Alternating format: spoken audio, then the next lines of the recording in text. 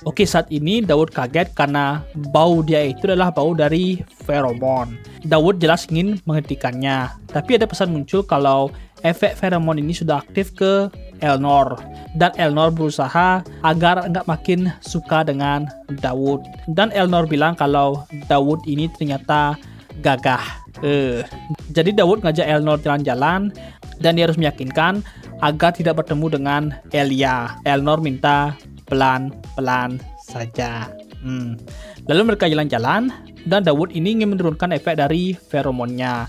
Dia ngajak ke toko makanan yang nggak sehat, tapi Elnor bilang kalau dia suka dengan makanan ini. Dan di toko aksesoris, dia bakal milihin aksesoris. Dan dia membelikan Elnor kancing baju.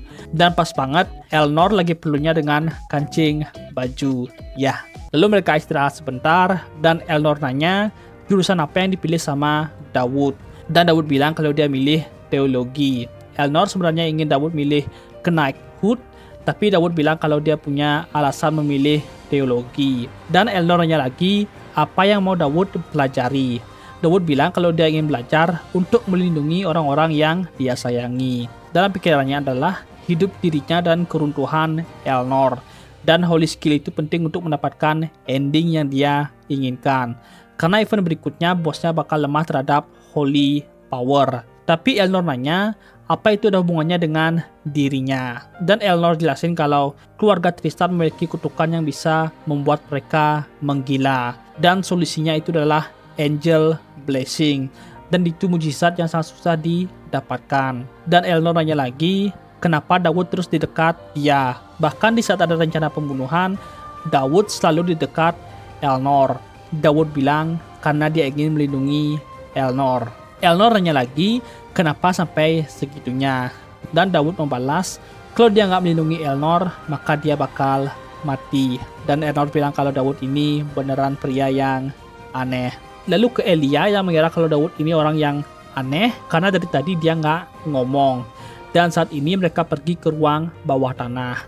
Dan Elia ini ingin dekat dengan Daud agar tahu informasi soal keluarga Tristan. Dan di bawah tanah ini ada banyak monster. Dan pas Elia melihat lebih dekat, tiba-tiba terjadi ledakan. Dan Daud melindungi Elia. Dan semua orang kaget dengan getaran ledakan itu.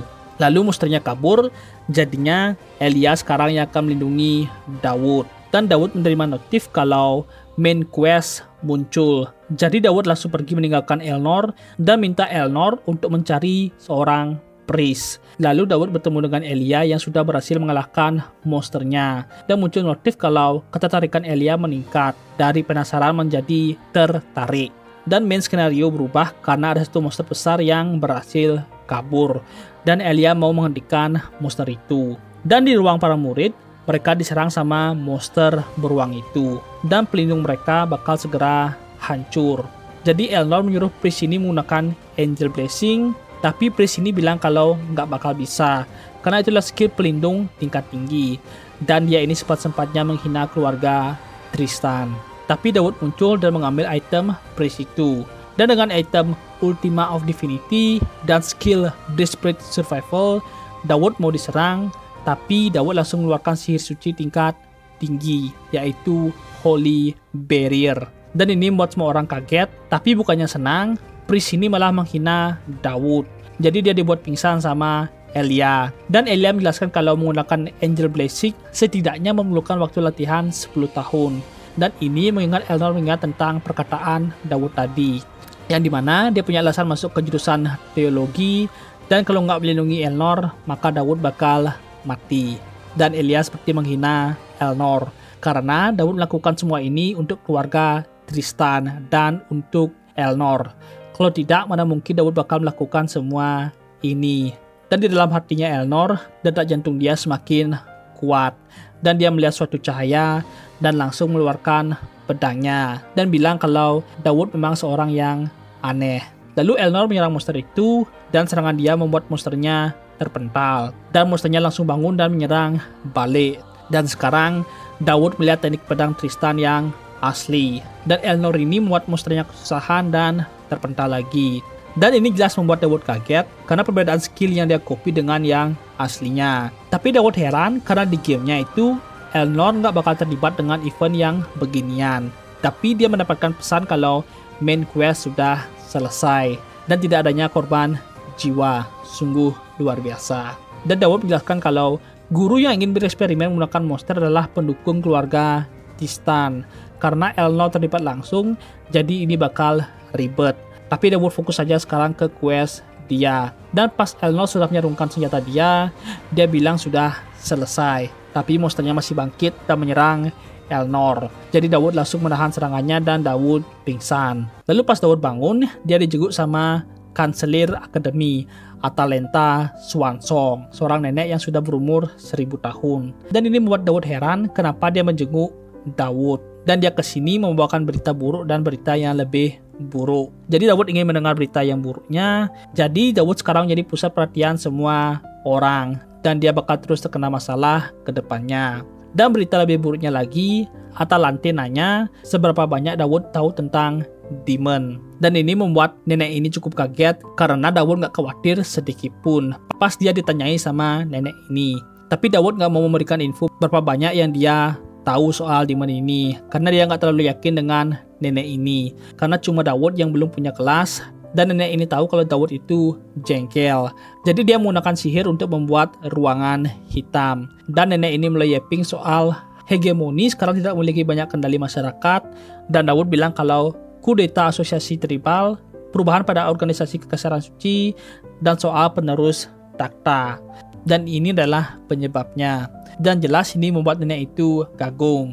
Dan dibilangin kalau Golden Triangle saat ini sedang terjadi persaingan sengit dalam mendapatkan talenta yang hebat. Dan Daud menjawab, karena dia ikut peristiwa sebelumnya, dia sekarang menarik perhatian mereka. Tapi mereka masih belum bergerak dan kemungkinan ada yang menghalangi informasinya bocor. Dan Daud menyimpulkan dia bakal kena bahaya kalau dia nunjukin dirinya sekarang. Dan nenek ini bilang kalau dunia bakal berakhir sambil menunjukkan sebuah segel. Daud tahu itulah segel Purifiers. Jadi Purifiers ini adalah organisasi pemuja demon di balik bayang-bayang. Dan tujuannya itu tipikal membawa demon ke sini dan menghancurkan dunia. Dan insiden Elnor itu disebabkan oleh para pemuja demon ini. Dan tujuannya itu menyerang keluarga Tristan. Dan dia memperingati Daud, mungkin dia bakal diserang lagi. Lalu dia memberikan Daud interdimensional key, item broken yang bisa membuka pintu ke dunia lain. Dan nenek ini ingin bagaimana perkembangan Daud ke depannya. Dan obrolan mereka tadi itu adalah rahasia. Sebelum pergi, nenek ini tanya bagaimana hubungan Daud dengan Elia dan Elnor. Daud bilang dengan muka kesal kalau baik-baik sajalah. Jelas Daud nanya, memang seperti itu kah? Jelas kalau nggak damai, maka dunia bakal hancur. Daud jelas marah kenapa dunia bisa hancur segampang itu. Lalu Daud yang ditinggalkan sendirian mulai memikirkan soal item ini yang nggak mungkin bisa didapatkan oleh player. Jadi ada yang aneh dengan skenario ceritanya.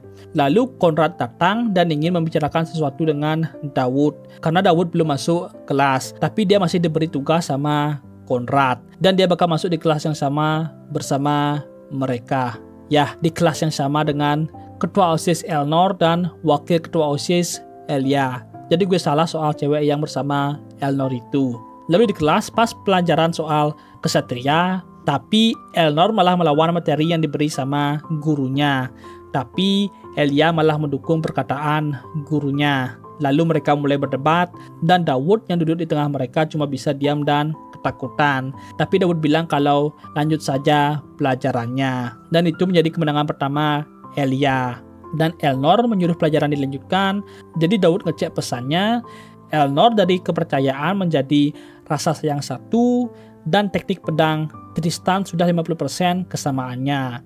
Dan dia juga mendapatkan teknik pernapasan yang cocok. Dan pas Daud merenung ini, Elia dan Elnor malah berdebat sambil diam. Lalu dia ngecek status Elia juga. Dari penasaran menjadi tertarik. Dan dia melihat skill Rule of Evil yang bisa membuat orang baik menjadi orang jahat. Dan jika berhasil, maka Daud bakal mendapatkan hadiah yang sangat banyak. Ini membuat Daud sedikit tertarik. Dan sekarang mereka bakal masuk ke pelajaran Conrad. Dan tugasnya itu simple, bertahan hidup di hutan dan membawa hal yang disukai sama Konrad, dan waktunya itu 10 menit. Dan nilai akan ditentukan sama Konrad dan Elnor. Padahal Elnor mau ikut dan Elia nyengir ke Elnor. Dan sebelum dimulai, Daud memikirkan cara membuat orang menjadi jahat. Lalu Elia datang dan mengajak Daud menjadi satu tim. Tapi Daud menolak tawarannya Elia dan menyuruh Elia sama temannya saja. Elia balas, "Kan mereka temenan." tapi Daud bilang kalau mereka ini belum deket. Jelas Elia frustasi dan pergi. Dan Daud mengira kalau itu terlalu kasar.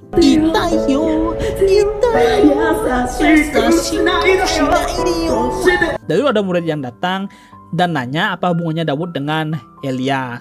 Dan nama dia adalah Talion Armen. Dia adalah orang terkuat setelah Elia dan bakal menjadi mid boss di chapter kedua. Dan dia mendadak marah ke Daud.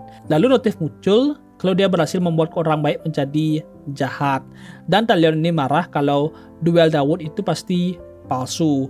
Tapi Daud bilang itu real dan mengejek Talion. Kalau tujuan Talion itu dikalahkan dengan sekali pukul dan bilang kalau perbedaan cara mereka. Talion yang kepancing membuat taruhan dengan Daud soal siapa yang mendapatkan skor paling tinggi nantinya. Dan Daud cuma berpikir Kekadori.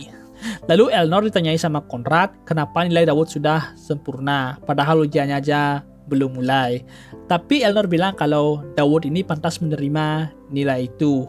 Konrad jelas nggak setuju. Jadi Elnor menaruhkan diri untuk melihat langsung bagaimana Daud menyelesaikan tugasnya. Tapi dihentikan sama Konrad karena dia tahu kalau Elnor cuma ingin dekat sama Daud. Elnor bilang kalau dia harus melindungi Daud dari Elia. Tapi Elnor diancam dia bisa dikeluarkan. Lalu Trisa melihat sebuah aura jahat di hati Elia. Dan Elia benar-benar meluarkan perasaan marah dia ke para monster.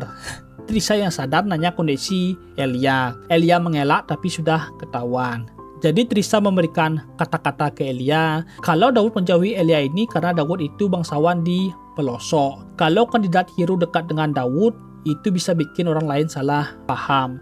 Dan Trisa bilang kalau mungkin Daud menjauhi Elia agar dia bisa meningkatkan reputasinya dulu. Dan dibilangin kalau Daud itu menganggap Elia sebagai temannya. Lalu Daud yang sedang lari dan notif yang menunjukkan kalau Talion sudah emosi parah ke Daud. Dan Daud cuma menghindari serangan Talion sambil berlari. Dan Talion marah kenapa dia terus nge-KS saja.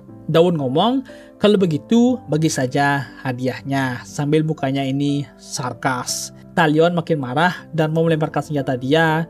Tapi tombak dia dihancurkan sama Elia. Dan dia bilang jangan ganggu temanku.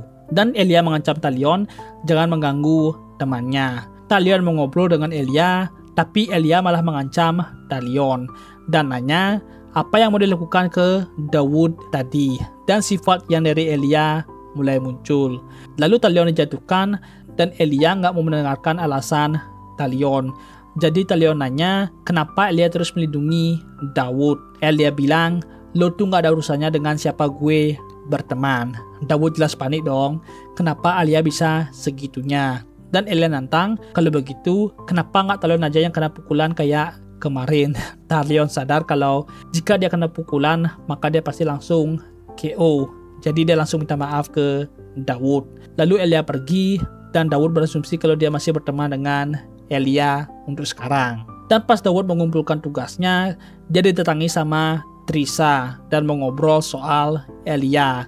Tapi Daud pergi duluan karena dia mengumpul tugasnya. Dan Trisa menganggap kalau Daud itu adalah masalah Elia. Tapi Daud kaget karena ada bekas pertarungan terjadi. Dan dijelaskan sama Konrad kalau Elnor maksa ingin masuk ke hutan. Jadi dia boleh masuk kalau bisa mengalahkan Konrad. Tapi ya Konrad yang menang.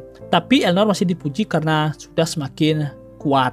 Jadi Daud memberikan barang dia dan dia mendapatkan posisi pertama. Karena kristal itu pasti disukai sama Percy. Jadi Daud disuruh baik-baik saja ke Percy. Dan sebelum berpisah, Trisa meminta Daud untuk mengurus Elia. Karena Elia bakal menggila ketika ngomongin Daud. Daud cuma bilang iya dan bakal berusaha. Dan Trisa bergumam sebaiknya Daud beneran berusaha. Karena dia tahu kalau Elia itu juga bisa menggila. Lalu Daud menemui Percy dan meminta permintaan dia, karena dia harus bersiap untuk melawan Purifier Boss nanti. Dan Percy juga disuruh sama nenek itu untuk membantu Daud. Dan Percy nanya apa maunya Daud. Daud merenung kalau dia bisa mengcopy skill dari Elia dan Talion. Tapi itu masih belum cukup untuk melawan bos itu nanti. Jadi dia bilang kalau dia mau meriam yang bisa menghancurkan sekolah. Percy jelas marah dong. Tapi Daud langsung mengeluarkan surat kemarin yang memperbolehkan Daud meminta apapun ke Percy. Dan alasan Daud ingin itu malah bikin Percy makin curiga. Tapi Percy tetap menerima permintaan Daud. Dan sambilan Daud minta item ke warehouse. Jadi karena sekarang sudah mendapatkan izin, Daud sekarang tinggal mencari materialnya. Dan semua itemnya itu berada di Dimensional Rift. Dan pas memikirkan ini, dia dihampiri sama Goldeva Rivelbach. Dan Daud langsung tahu kalau dia adalah bos Purifier dan pemimpin Fury Fire. Dan dia ini memberikan penawaran ke Daud untuk bekerja sama. Tapi Daud heran, seharusnya sekarang dia mendekati dan mengganggu Elia. Jadi ini membuat Daud agak kebingungan. Lalu Daud diberikan tiket ke Eyes of Twilight. Jadi Daud menjawab dia akan memikirkan penawaran dia ini. Dan Daud sadar dia tidak akan bisa menghindari takdir yang ada. Dan dia ini agak ragu apa dia harus membawa Elia dan Elnor ke permasalahan ini. Tapi itu dipikirin nanti aja. Lalu dia mengetuk pintu kamar Elnor dan Elnor menjawabnya dan nanya kenapa Daud kesini. Jadi Daud nanya apa 3 hari lagi Elnor itu punya waktu luang. Tapi dari belakang Elnor Megane datang dan yeping. Tapi langsung disuruh diam. Dan Daud bilang kalau apa dia bakal punya waktu nantinya. Elnor nanya apa hanya mereka berdua aja, dan Daud bilang iya. Dan Elnor nanya bakal kemana. Daud bilang ke Eyes of Twilight. Si Megane bilang itulah tempat yang bagus untuk kencan, tapi langsung dipotong sama Elnor dan nanya kenapa Daud mengajak dia ke sana. Daud bilang akan mengatakannya nanti pas di sana. Lalu kita flashback, Elia yang lagi berdebat dengan kakak dia dan hubungan mereka itu sangat baik. Dan dia berjanji jika dia menjadi guardian, dia bakal melindungi Elia selamanya. Lalu Elia bangun dari mimpinya karena suara panggilan dari luar ruangan dia. Dan itu adalah Daud. Dan Daud minta maaf ke Elia sambil membawakan kue. Dan Elia bilang kalau Daud itu gak keren, tapi kuenya diambil dan bilang kalau mereka masih temenan kok. Dan pas Elia mau balik tidur, Daud minta Elia untuk ikut dia sebentar karena butuh bantuan yang sangat penting. Lalu Elnor dan Megane sedang melakukan tugasnya dan mereka mulai membicarakan murid pindahan baru, Lilu Garuda, anak dari seorang pemimpin suku Tribal Alliance. Dia juga bakal masuk ke harem Daud. Dan semester berikutnya dari Saintes Suci dari Kekaisaran bakal datang ke akademi ini. Elnor juga sadar kalau akademi sedang merencanakan sesuatu, tapi memang begitu sih dari dulu. Dan Elnor ini cuma kurang jelek lah mood dia. Lalu Daud dan Elia yang lagi rebahan menatap langit. Dan rebahannya itu di ketapel yang dia dapat dari Vision Warehouse. Lalu mereka terbang dan Daud menyuruh Elia untuk fokus ke depan aja. Dan Daud bilang kalau mereka pergi ke interdimensional portal dan menyuruh Elia untuk jangan khawatir. Lalu Daud melompat dan Elia kaget karena Daud itu bisa melayang. Elia agak takut, tapi Daud bilang kalau mereka memang harus ke tempat yang lebih tinggi. Jadi Elia nanya gimana caranya, tapi Daud bilang nanti dikasih tahu. Jadi Daud menyuruh Elia untuk cobain lompat, dan Elia lompat tapi terlalu kuat dan dia ini terjatuh. Lalu Elia flashback pas kakaknya Elia menyuruh Elia untuk kabur, dan Elia ini ingin kakaknya itu ikut kabur. Jadi Elia ini sudah tahu kalau bapak dan ibunya itu nggak selamat dari serangan ini, dan kakaknya Elia ini nggak bisa membalas ucapan Elia, dan dia bilang kalau jika dia ikut maka Elia bakal dalam bahaya. Selain itu dia adalah seorang guardian, jadi dia menyuruh Elia untuk pergi duluan dan berjanji bakal bertemu nanti. Tapi flashback selesai dan Daud memegang tangan Elia, dan Elia marah karena perkataannya Daud yang berbeda. Tapi Daud menenangkan Elia. Dan sebentar lagi dia pasti terbiasa. Dan Daud sudah menemukan apa yang dia cari. The Ghost of Gregory's Pavilion. Elia tanya bagaimana caranya mendapatkan itu, tapi Daud bilang kalau mereka harus segera kabur karena dari atas ada monster yang muncul. Dan tiba-tiba sekitaran mereka menjadi gelap dan taring besar muncul. Dan dibilangin kalau itu adalah beast dari interdimensional realm dan mereka harus cepat-cepat kabur dan memastikan Elia mengambil semua yang dikeluarkan sama monsternya. Lalu mereka berhasil selamat dan Daud tanya bagaimana ke Elia. Elia cuma nanya apa ini memang rencana Daud. Daud bilang tidak betul. Tapi Elia ini agak marah, kenapa nggak jujur aja dari tadi. Daud mengira kalau Elia nggak bakal mau ikut, jadi Elia pergi dan bilangin kalau itu sudah dia penuhi. Daud berterima kasih dan minta maaf ke Elia. Tapi ada notif yang muncul kalau ketertarikan Elia itu meningkat secara drastis. Daud jelas keheranan. Tapi Elia mengingat pas tangan dia dipegang sama Daud tadi dan dia itu tersipu. Cihui. Oke, selanjutnya ini adalah perbandingan gambar karakter dari manhwa dan novelnya. Ya, lihat saja.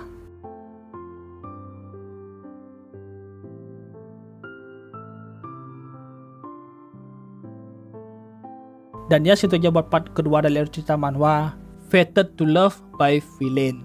Karena manhwa ini sudah mentok di chapter 20. Dan untuk part ketiganya mungkin masih agak lama. Mungkin 5 chapter lagi baru gue bikin part 3-nya. Karena gue sekarang ini ngeras dari chapter 10 sampai chapter 20. Karena cepet-cepet. Dari itu aja buat alur cerita manhwa Fated to be Loved by Villain. Kalau kalian ingin gue membahas alur cerita lainnya, kalian bisa komentar aja di bawah. Dan kalau kalian suka sama konten gue, jangan lupa klik like, share, dan subscribe supaya kalian tahu kapan gue update videonya. Dan ya segitu aja dulu, dan sampai jumpa di video berikutnya.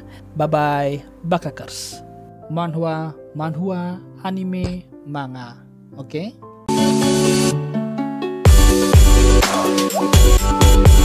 Okay?